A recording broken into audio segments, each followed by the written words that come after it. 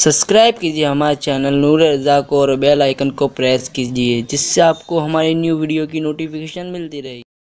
एक बहुत बड़े बुजुर्ग सूफी बुजुर्ग उनकी जिंदगी का वाकया है।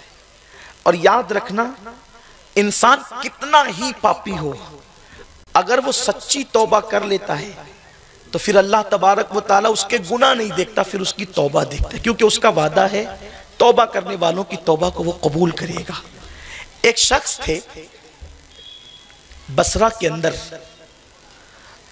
और उनका नाम हबीब था, और वो बहुत मालदार था। वो बंदा जिसका नाम हबीब था, उसका कोई कारोबार ना था, फिर भी वो मालदार था। उसकी वजह ये थी कि उसका कारोबार सूद का कारोबार था। ब्याज जिसको आप कहते हैं, सूद।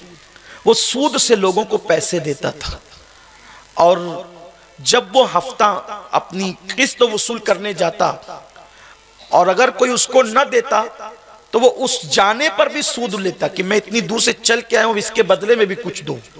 इतना बड़ा वो सूदखोर था। एक दिन उसने बीवी से कहा कि मैं जरा किस्त वसूल करके लाता हूं। मोहल्ले के कुछ बच्चे खेल रहे थे, खेलते हुए बच्चों ने कहा हटो हटो हटो, हबीब सूदखोर आ रहा है, अगर उसके पैरों का गुबार अपने जिस्म पे लग गया तो कहीं अल्लाह नाराज ना हो जाए, अल्लाह नाराज ना हो जाए, अगर उसके पैरों का गुबार हम पर लग गया तो हट जाओ। हबीब के दिल पर बच्चों की बात चोट कर गई, लेकिन अभी दिल इतना सख्त था कि बात मुकम्मल असर न की, बेकरार तो हो गया हबीब। और जब पहुंचा उसके दरवाजे पे जिससे किस्त वसूल करनी थी, वो कहने लगा दो। कहा कि देखो इंतजाम नहीं हुआ है, आप अभी चले जाएं, बाद में आना हम दे देंगे। कहा मैं जो आया उसका क्या? तो कहा देखो हमारे घर में हम बतौर कर्ज बकरी के सर और पैर लाए हैं, बच्चे भूखे रह जाएंगे, लेकिन ये उठा के तुम्हें दे देती हो, जाओ ये लेके जाओ। उसने कहा कि तेरे बच्चे भूखे रहे या मर जाए मुझे क्या, मैं तो दूर से चल के आया हूं, मैं बगैर लिए न जाऊंगा, किस्त तो बाद में अदा करना, आने की मेहनत दो। तो बकरी के सर और पैर उसने उठा के दे दिए। ये लाया और लाने के बाद बीवी को कहा कि इसे पकाओ। जब उसकी बीवी पकाने लगी तो खुशबू आ रही थी पकने की। एक फकीर ने दरवाजे पे दस्तक दी, कहा खुदा के लिए कुछ खिला सकते हो? कहते हैं कि सूदखोर जो होते हैं ना, उनकी तबीयत बड़ी बेमुरव्वत हो जाती है। सूदखोर।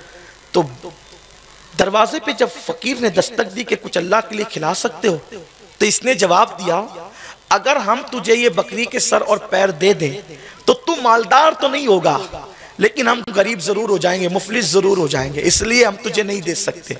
वो फकीर बोल करके गया, सुन ले वो वक्त बहुत जल्दी आने वाला है जब हर इंसान अल्लाह की बारगाह में अपने अमाल का जवाब देगा। कभी कभी कोई फकीर इसलिए आता है कि वो मांगने नहीं बल्कि देने आता है। बच्चों ने कहा उसका असर, फकीर ने कहा उसका असर, और तीसरी बात जिसने बहुत मुतासिर किया वो ये कि जब हांडी दस्तरखान पे रख करके हांडी खोली तो वो सारा खाना जो बकरी के सर और पैर थे वो खून में तब्दील हो गए। बीवी ने कहा देख क्या हुआ। इतना मंजर देखने के बाद दिल की दुनिया बदली और सोचा कि हबीब बहुत हो गया है अल्लाह से दूरी, अब इस रिश्ते में वफा की तजदीद होनी चाहिए, अब तौबा की तरफ कदम उठाना चाहिए। अल्लाह नाराज हो गया है, कहीं ऐसा ना हो कि दुनिया और आखिरत दोनों तबाह हो जाए। हबीब घर से निकला, सोचा कि जाऊं कहां, किसके दरवाजे पर जाकर तौबा करूं। खुश नसीब था हबीब, उस बसरा के अंदर एक बहुत बड़े बुजुर्ग रहते थे जिसे दुनिया इमाम हसन बसरी के नाम से जानती है। मौलाए कायनात के मुरीद और खलीफा। उस महफिल में वो जहां आप वाज करते थे, हसन बसरी के वाज में इतना असर था कि मौलाए कायनात कहते थे बसरा में किसी को वाज करने का हक नहीं, अगर बसरा में किसी को वाज करने का हक है तो सिर्फ हसन बसरी को हक है, सबके मिंबर उठा दो सिवाय हसन बसरी के। मौलाए कायनात ये फरमाते थे। तो हसन बसरी की खानका में वो बंदा गया जिसे हबीब कहते हैं, और महफिल सजी थी। उस वक्त इमाम हसन बसरी तौबा के उन्वान पे खिताब कर रहे थे। तौबा उन्वान पे खिताब करते करते आपकी जबान से जुमले निकले, लोगों तौबा करो, अल्लाह तौबा को कबूल करने वाला है। और जुमले यूं तरतीब पाए, अगर आज की तारीख में हबीब सूदखोर भी तौबा कर ले, अल्लाह उसको भी माफ कर देगा। حبیب دور کھڑا تھا، وہ قریب آیا، کہا حضرت کیا کہا آپ نے، ایک بار اور کہیں۔ تو فرمایا کہ آج اگر حبیب سود خور بھی توبہ کر لے اللہ اس کو بھی معاف کر دے گا۔ پھر حبیب قریب آیا اور اس نے کہا کہ ایک بار اور کہیں نا آپ جو کہہ رہے تھے، میرے اور آپ جیسا خطیب ہوتا تو شاید چڑ جاتا، لیکن واہ رے اللہ والے تمہارے اخلاق، تمہاری عظمتوں پہ قربان، کیا دل سنبھالنا تمہارا کام تھا۔ میں تو یہی کہتا ہوں اللہ والوں کی صرف دو نشانیاں ہیں، اللہ والوں کی صرف دو نشانیاں ہیں، وہ اپنا دل سنوارتے ہیں، لوگوں کا دل سنبھالتے ہیں۔ اللہ والوں کی دو نشانی ہے، یہ جس میں نہیں ہے وہ سب کچھ ہو سکتا ہے، اللہ والا نہیں ہو سکتا۔ اللہ والے کی پہلی نشانی اپنا دل سنوارے، اور دوسری نشانی دوسروں کا دل سنبھالے۔ جو اپنا دل نہ سنوارے، دوسروں کا دل نہ سنبھالے، وہ سب کچھ ہو سکتا ہے۔ اللہ والے کی پہچان ہے اپنا دل سنبھالے، اپنا دل سنوارے اور دوسروں کا دل سنبھالے، اس لیے کہ اللہ والے دل سنبھالنے کے لیے آتے ہیں۔ اس شخص نے جو کہ ابھی حسن بصری اس کو بظاہر پہچانتے نہیں تھے، اور وہ اتنا دور تھا، کبھی اس محفل میں آیا بھی نہ تھا، اس نے 2 مرتبہ کہا، آپ نے 2 مرتبہ دہرایا، تیسری بار وہ قریب آ کر کے کہتا ہے حضرت پھر کہیں وہ جملہ۔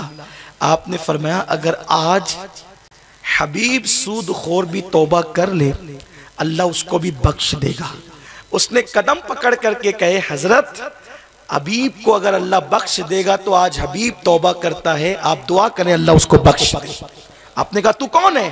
کہا کہ میں ہی حبیب سود خور ہوں، اور اس نے توبہ کی، اور اس نے کہا حضرت جتنے کو قرض دیا تھا سب کا قرضہ معاف، جو سود سے جمع کیے تھے جو یاد ہے سب لوٹاؤں گا، جو نہیں یاد ہے ان کے مالک کو تلاش کروں گا، جو نہیں یاد ہے میں ان کے مالکوں کے لیے ایصال ثواب کی غرض سے ان کی طرف سے صدقہ کر دوں گا۔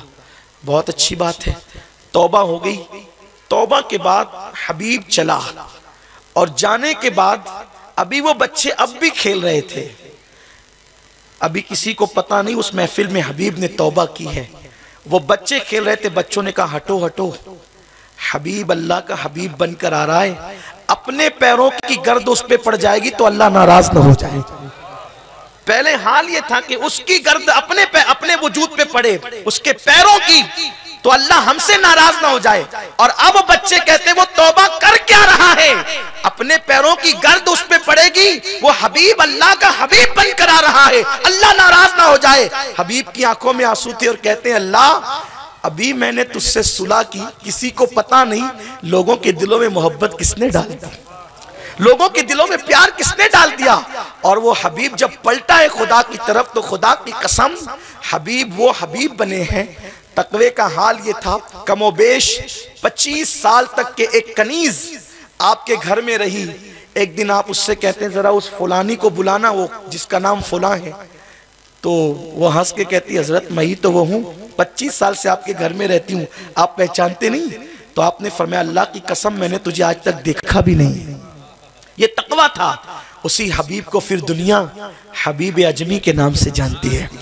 پھر وہ حبیب اجمی کے مرید ہوئے، اس حبیب اجمی، وہ حبیب اجمی، حسن بصری کے مرید حبیب اجمی، حبیب اجمی کے مرید حضرت سیدنا معروف کرخی، حضرت معروف کرخی کے مرید حضرت سیدنا جنید بغدادی، ان کے مرید حضرت ابو بکر شبلی، حضرت جنید بغدادی، حضرت معروف کرخی کے مرید حضرت سری سختی، ان کے مرید حضرت جنید بغدادی، ان کے مرید حضرت سیدنا ابو بکر شبلی، ان کے مرید حضرت عبدالواحد تمیمی، ان کے مرید حضرت سیدنا ابو الحسن اہلکاری، ان کے مرید حضرت سیدنا ابو سعید مخزومی، ان کے مرید میرے اور آپ کے مرشد حضرت شیخ عبدالقادر جیلانی۔ دیکھو کہاں تو سود خوری اور کہاں توبہ کرنے کے بعد غوث پاک کے 5ویں نمبر کے اوپر کے پیر و مرشد بن گئے۔ سچی توبہ نے اس منزل پر پہنچایا۔ تو اس لیے ہم سب کو اللہ کی بارگاہ میں سچی توبہ کرنا چاہیے۔ اللہ سب سے پہلے مجھے اور آپ سب کو سچی توبہ کی توفیق عطا فرمائے۔